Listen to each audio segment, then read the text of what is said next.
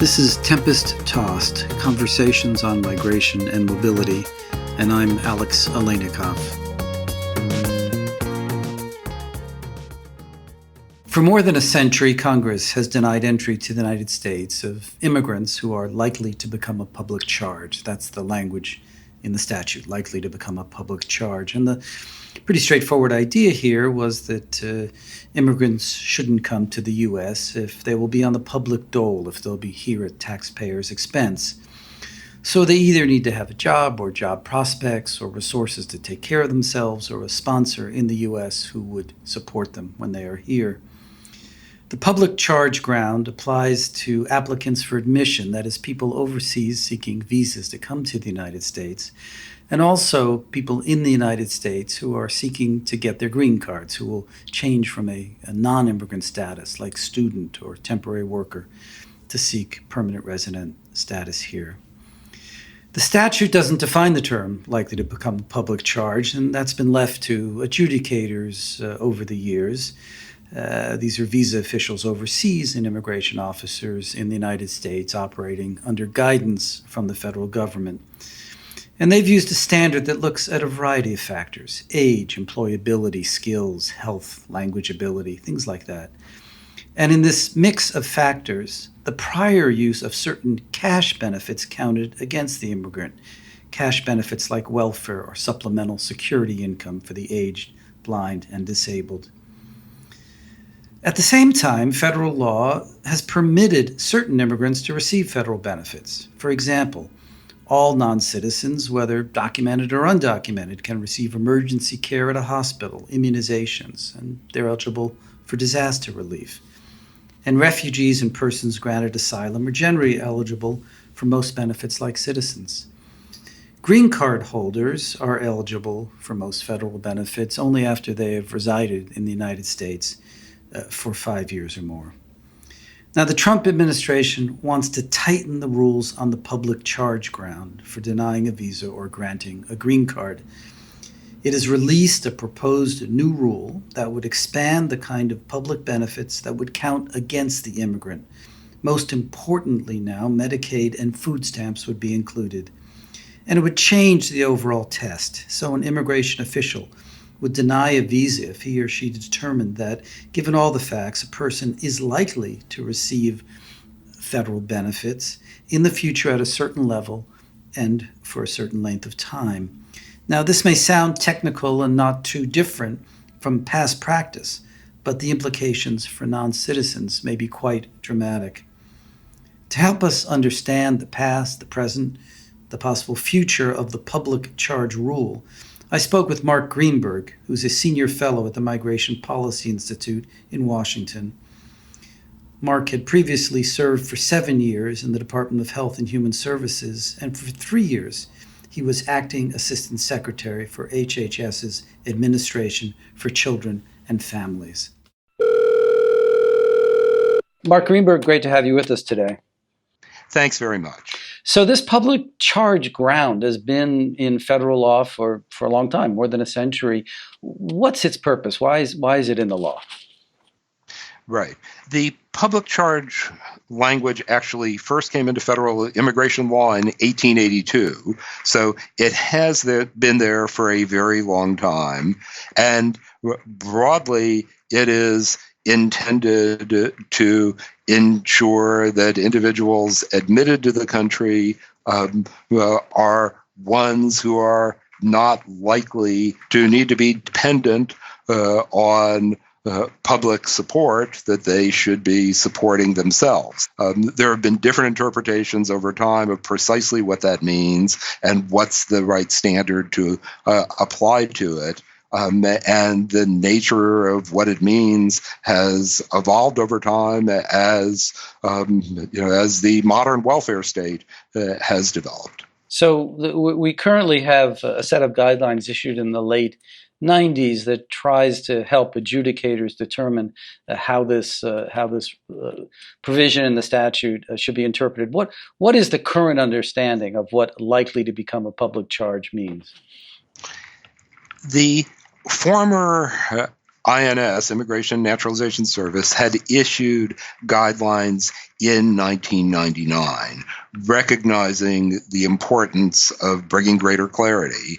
And the 1999 guidelines, which still apply today, essentially said that in seeking to determine if someone is likely to become a public charge, to look to a set of factors that have been specified by Congress, which involve age, health, family status, assets, resources, financial status, education and skills, and whether the individual has a required affidavit of support. So it said, look to this set of factors, but in particular, the focus should be on whether they are likely to become primarily dependent on cash assistance for income maintenance or on government support for long-term institutionalization. So looking at a set of factors, but all in the context of this focus of primary dependence on cash or long-term institutionalization. All right, and this rule applied to people applying for green cards outside the country, say to join a family or to come for work, or people inside the country adjusting their status, as we say, from a student or a temporary worker to get a green card. And I'm just trying to think about how the immigration official then interprets it. The immigration official takes all this information from the person, and what is in his or her mind is the question of, is this person likely to become primarily dependent on cash assistance, basically welfare and supplemental security income for age, blind, and disabled people? That's exactly right. And over this period, in the process, there is very, very heavy weight given to whether someone has the required affidavit of support and whether they have a legally sufficient affidavit of support, because that's the indication that if they need help, that they will have a sponsor who is going to be available to help them. Okay. Now, one of the factors that might be relevant is whether the person has used federal benefits in the past. Are people who are getting green cards now, either because they're coming into the country or adjusting their status, are they likely to have been on federal benefits in the past so that this would be a negative factor in their case? Typically, that wouldn't be the case, because if someone doesn't yet have a green card, there is actually not a lot that they would be eligible for by way of public benefits. Under the 1999 guidelines, the focus is very explicitly on cash assistance, and so it's not on non-cash benefits like SNAP, food stamps, housing assistance. It's not on Medicaid or other kinds of health insurance. The focus is cash. But again, for someone who is doesn't yet have a green card, they are very unlikely to be eligible for much by way of benefits. Okay, so the primary test that the officer will be looking at then is this totality of circumstances test, asking the question of, will they become primarily dependent on cash assistance, on welfare? So what would this new rule just proposed by the Trump administration do to change that standard? The new rule would change it quite dramatically. It is still asking the question under the law of, are you likely to become a public charge?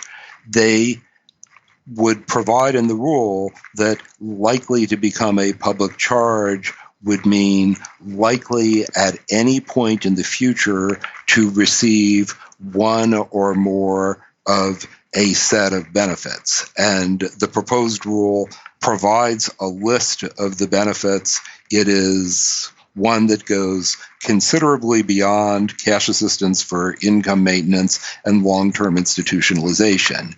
It would add to that list SNAP benefits, food stamps, Section 8 housing assistance, Medicaid with very narrow exceptions, public housing, and subsidies under Medicare Part D for prescription drugs. So it's greatly expanding the list. It's also setting a much lower threshold for when the receipt of benefits would count. It's not looking at primary dependence. It's a much lower threshold than that. And again, it is asking, are you likely at any time in the future to be receiving one or more of these benefits? So why would the government propose this? Was there evidence that too many poor people were sneaking into the country trying to get benefits? And even if they were getting benefits, weren't these benefits that Congress said they're in fact entitled to receive? What's the purpose of this new rule?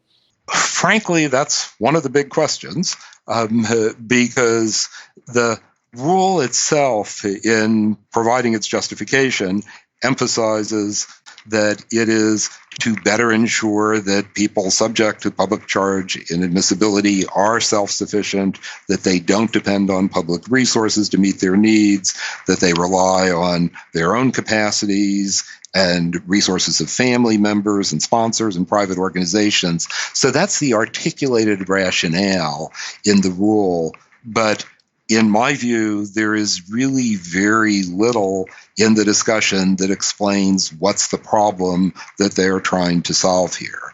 As you just alluded to a moment ago, in 1996, Congress passed extensive provisions of federal law around when immigrants are and aren't eligible for public benefits, established quite significant restrictions on the access to public benefits in initial years in the country. And that's been the case ever since. And in the rule and the accompanying justification, I really don't see a lot that explains what is a significant issue or even a concern about the current structure and the current balance that justifies taking this on at this time. Yeah, so I think there might be two possible justifications, and let's talk about both. The first might be saving money, if this in fact keeps people out who later would qualify for federal benefits. If they're kept out, they won't then ask for those federal benefits, even though they would be entitled to them. And the second part of the cost savings would be that this may frighten people who are eligible for benefits from applying for benefits because they misunderstand the rule and think that somehow by applying for benefits to which they're entitled, it could subject them to deportation or other kinds of serious consequences. Do you think this might be behind the rule? You know, what we have in front of us is what they've said as to their justification. We also do know, though, that this was something that the new administration wanted to do from the beginning. There was actually a leaked draft executive order back in January 2017 that had listed this issue as something the administration wanted to take on. So it's clear that it is seeking to discourage the receipt of benefits. And as we've talked about it, this is to discourage receipt of benefits from people who are legally eligible for those benefits under the restrictions that Congress has established. It's also clear that there is a lot of research that raises big concerns about this chilling effect concept. And in particular, this research goes back to the 1990s when there were the changes in federal law, both around benefit eligibility and also the language of the statute around public charge. And the research makes very clear that after those changes in law occurred, there were significant drops in participation in benefit programs by immigrants that went well beyond who was made ineligible in the 1996 law. And so these drops in participation by people who are eligible but are either uncertain or afraid to access benefits are typically referred to as chilling effects. And there is considerable concern that they will be big here, in part because of the complexity of the rule, in part because of the uncertainty as to what's going to happen in the future, and the reality that we are living in a time of enormous fear and vulnerability in immigrant communities. So I'm really trying to get my head around this. See, the Congress has said immigrants, green card people, if they've been here for 5 years, and all refugees and asylees are entitled to benefits. But it looks like the administration is proposing a rule recognizing that there will be cost savings from people who are entitled to these benefits, who are now worried about what receipt of these benefits might mean for their status. Is that a legitimate ground for adopting a rule by the administration? Is it possible that that actually violates the intent of Congress's statutes here? It seems very likely that when there's a final rule, there's going to be litigation challenging it. And I would certainly expect that among a range of issues people are going to raise, one of them will be that it's contrary to congressional intent to be discouraging benefits use by people who are eligible for the benefits under the law. Yeah, and let me suggest even possibly a more insidious justification. I'd love your reaction to it. We know that the administration wants to change the rules on legal immigration and have more skilled migration and less family-based migration coming to the United States. Arguably, if this new rule gives more discretion with a standard that is easier to fail, that is, more people are likely to be found to be public charges, this will likely apply more to family-based immigration than labor-based immigration, because people coming with jobs are likely to be able to meet the standard that they're not likely to be a public charge.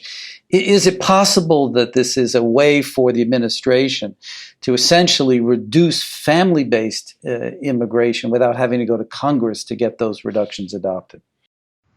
I think that's exactly right, and that's one of the other major concerns about the proposed rule. This might not actually mean a reduction in family-based admissions, because the waiting lists are so long that there'll always be someone behind who seeks it. But it may actually be a shift of a family-based admission from some countries to other countries. If people applying, let's say, from Central America, from Mexico, are less likely to meet this test than people, say, applying from China or India or other countries, it could represent that kind of shift, I assume. I think that's likely to be right. And we at Migration Policy Institute actually did an analysis that we put out in August, but the analysis is still applicable because this aspect of the rule is still what people expected it to be.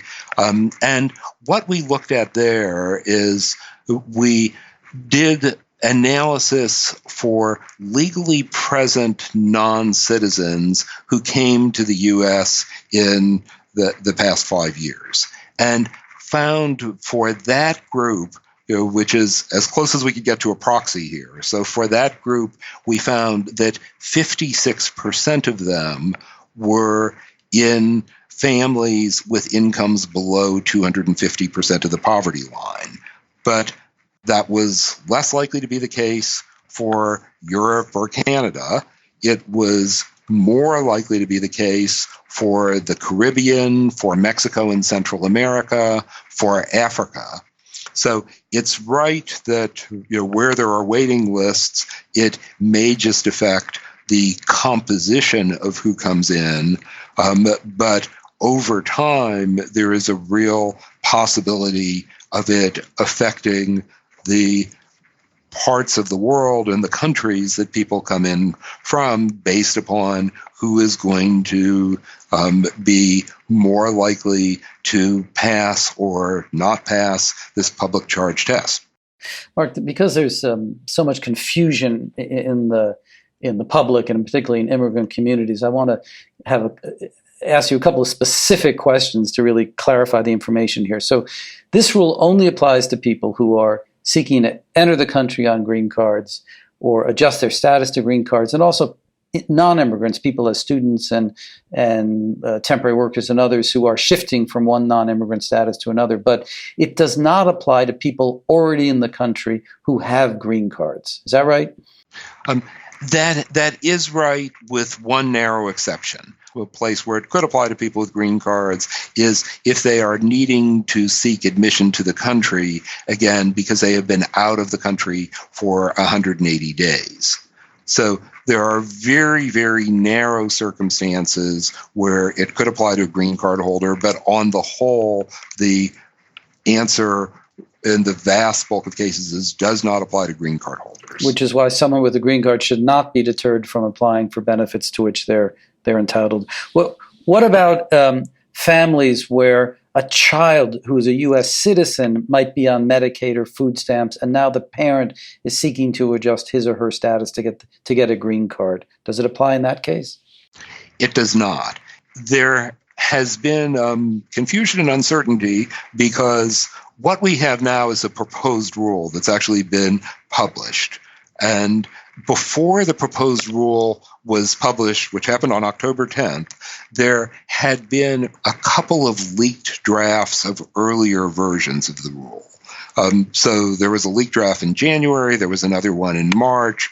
There was a lot of analysis done based upon the leaked drafts. And in the March leaked draft, the rule at that point would have applied to looking at both the individual and use of benefits by their dependents. And so a lot was written based upon that.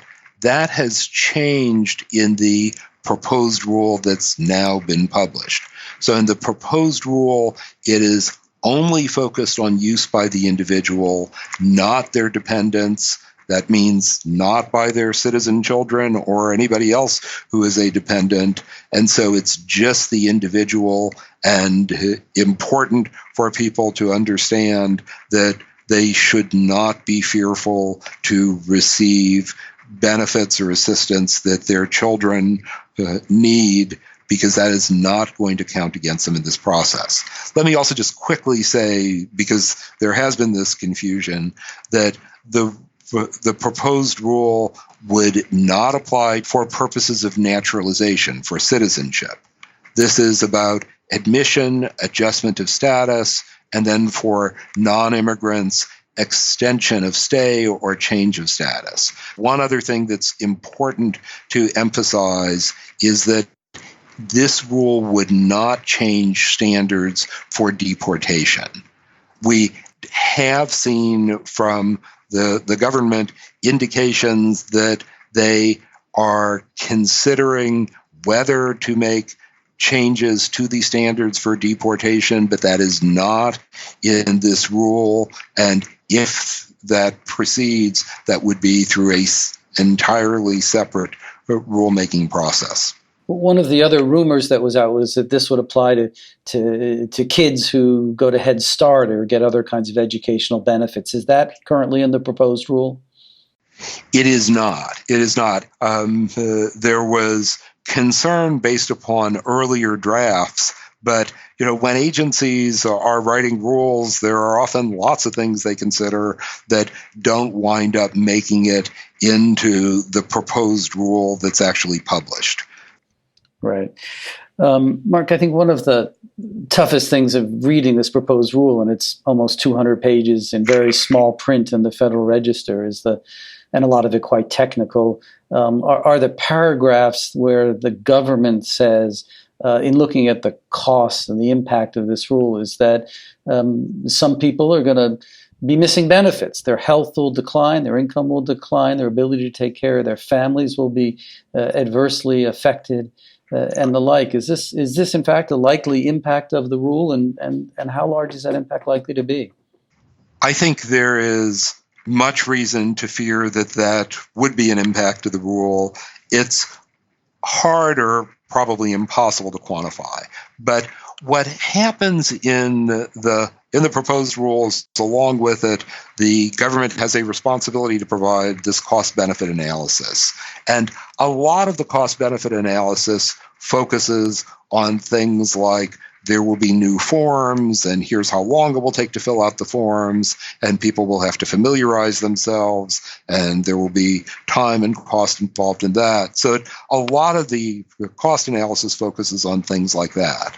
They then have a section which says we recognize the possibility of chilling effects, and they make an estimate that is based upon saying that if 2.5% of the foreign-born population doesn't, the foreign-born non-citizen population, that if 2.5% of them drop out of programs or fail to enroll in programs as a result of this, that would mean $1.5 billion a year in reductions in transfer payments. And they do say, could be more than that, could be less than that, but they say if it's 2.5%, that would be $1.5 billion. They then go on to say there are a number of other outcomes that we can't quantify, but we want to recognize that these could occur. And they actually proceed to list in the worse health outcomes, including increased obesity, malnutrition, reduced prescription adherence, increased use of emergency rooms, increased prevalence of communicable diseases, increases in uncompensated care, increased poverty, housing instability, reduced productivity, and educational attainment. So they don't put a number on any of those, but they say these are all possible things that could happen as a result of the rule. I should note that there has been enormous concern expressed about the rule by a very, very wide range of groups, including a number of healthcare providers who are emphasizing that they are, in fact, concerned about precisely this set of outcomes if the rule goes forward. I understand the reason for the public charge rule when it was originally adopted, which is to say folks who can't take care of themselves and has no one to take care of themselves here maybe shouldn't come into the country until they're able to or until they can find someone who will help them out. But taxpayers shouldn't be admitting people that they immediately then have to take care of. Maybe that makes sense. But to adopt a rule where it is known that some number, maybe large number of people will now not apply for benefits or will go off benefits to which they are entitled, which will have these kinds of negative consequences, but not to bother to really quantify what those might be in the end, it comes close to a kind of either vicious neglect or almost cruelty that looks somewhat like the separation policy we have seen with kids at the border, that we just really don't care about the impact on people who are lawfully in this country and whom Congress has said are entitled to benefits. So what is really striking in their discussion of the rule is that, there's lots of time taken on how long it'll take to do the forms, to learn the requirements and so forth. Then around the question of how many people will actually be denied green cards as a result of the rule, they actually don't offer any estimate. They just say that there will be likely more denials. And then on the benefit side, I do think that they are quite clear that what they're saying is we want to discourage benefit use by eligible individuals, and that's a principal point of this. So, it's not an unintended side effect. It is one of the goals is to discourage benefit use. Yeah, well, as you pointed out, there is now time for comment for 60 days, and then the final rule will be published, and I'm sure there'll be lawsuits here. But Mark, thanks so much for separating fact from fiction here as to what the rule does. There's been a lot of confusion. I think we need to get the word out, and then also for pointing out the kinds of consequences that are likely. I really appreciate your expertise on these very difficult questions. Thanks. Thanks very much. You have been listening to Tempest Tossed, a production of the Zolberg Institute on Migration and Mobility at the New School. Technical assistance is provided by Sohail Ansari at Dodge 112. Our themes were composed by Eli Aleinikoff. We would welcome your comments and suggestions for future episodes. You can reach us at tossedtempest@gmail.com. That is tossedtempest, all one word, @gmail.com.